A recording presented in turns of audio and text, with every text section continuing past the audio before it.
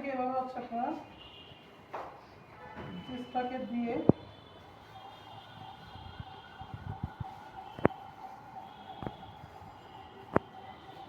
তারপর হচ্ছে আমরা উপরে এখন টপিংস দিয়ে দিব। আমরা চারপাশ থেকে সমানভাবে হচ্ছে চিজ দিয়ে দিলাম।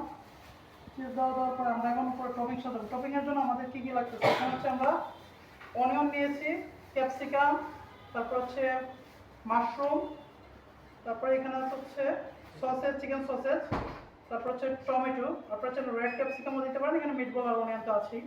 তো আমরা এখন ধীরে ধীরে হচ্ছে এখানে টপিংসগুলো একটু সাজিয়ে দিব।